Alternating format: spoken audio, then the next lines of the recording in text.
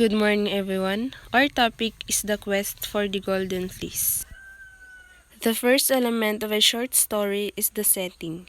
The setting of the story happened in first, Corinth, a place where Jason and Medea moved. Next, Lemnos, a strange island where only women lived. Next, Mount Olympus, the home of the gods, and Greece. Next, Colchis, the home of the Golden Fleece, and many lands where Jason and the Argonauts landed during their quest. The second element is the tone. The tone of the story highlights the dangers of selfishness and jealousy. It is when King Athamas, King Pelias, and Medea all drive the people around them into chaos as a result of their self-serving motives. Furthermore, Medea first proves selfless in helping Jason with the Golden Fleece, but she eventually crosses a mental boundary and acts unforgivably. This mad selfishness made worse by jealousy that reveals some psychological depth in her character. The story was also notable because it reveals the complex family loyalties. Various family members are jealous of outsiders and insiders, and they are willing to kill to achieve their goals. In other instances in the story, characters go out of there to save people in their families. However, Medea kills her own brother to protect Jason, wisely or not. Nepal prays to Hermes to save her children. In all of these situations, family loyalties are as strong as they are complex. Next element is the character. First, we had Jason. He is the protagonist in the story. He is a young exuberant man and daring, sets forth to gain the throne from his wicked uncle Pelias.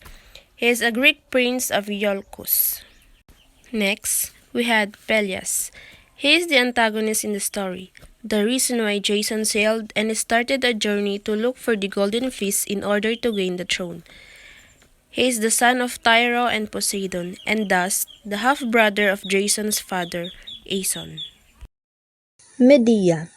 Princess Medea is the woman Cupid shot an arrow into to make her fall in love with Jason. Next, Phrixus. Phrixus was the heir to the throne of Athamas.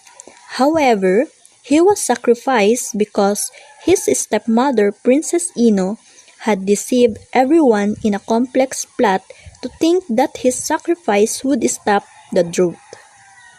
Also, Phrixus is King Athamas and Nepal's son, Hel's brother. He arrived safely to the country of Colchis. He sacrificed the ram to Zeus in gratitude for having been saved, but he gave also the precious golden fleece of ram to King Aetes.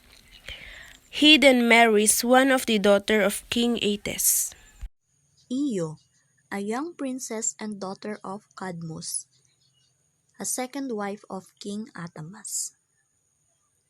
Nepel, clown nymph, the first wife of King Athamas and the mother of Phrixus. Next, King Aetes, king of Colchis, father of Medea, the keeper of the Golden Fleece. Talus, a creator made all of bronze except of one ankle. This was the only point where he was vulnerable. Athamas. Athamas is the Greek king at the beginning of the story, who put his wife Nepal away because he had become tired of her. He then married Princess Ino. The following characters are the great crew members of Jason, known as the Argonauts. Hercules. Hercules is the greatest of all heroes. He went to help Jason in the quest of the Golden Fleece until his armor-bearer, Hylas, was taken underwater. Orpheus. Orpheus, the master musician. In the story, he earns his keep by playing a tune so beautiful that it drowns out the mesmerizing songs of sirens. Castor and Pollux.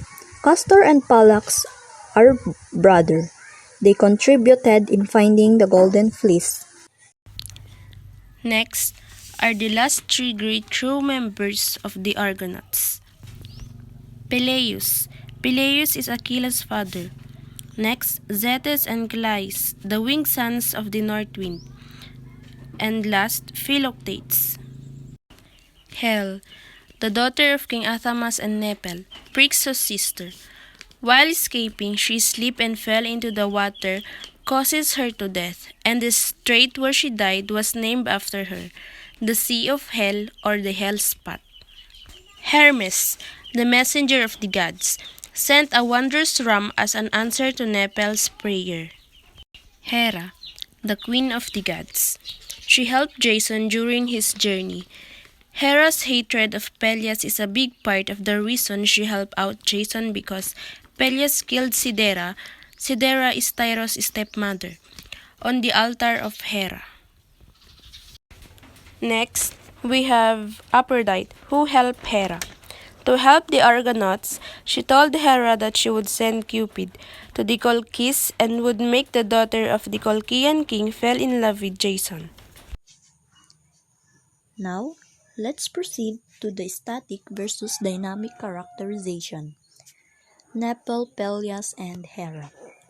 Nepel, for he never changed in the story.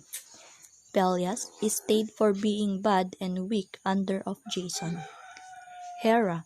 Hera, she helped Jason from the beginning until the end. Let's proceed to the dynamic characterization. Jason and Medea. Jason, his dynamic characterization can be seen when he agrees to marry the daughter of the Corinth king, resulted in violating his vow to the gods to be true only to Medea. Next, Medea. Medea, she betrayed his father and killed her brother in order to protect Jason. She also killed the new bride of Jason and her two children as a revenge for Jason unforgivable. Next element is the conflict. The conflict of the story was man versus supernatural. During Jason and the Argonauts' journey, they encountered many opponents like Talus, Harpies, Sirens, and many more. Next, character versus self. An internal conflict in the story when Jason debated breaking his vow with Medea to marry his new wife. And lastly, man versus man. This kind of conflict has happened many times in the story. Next element is plot.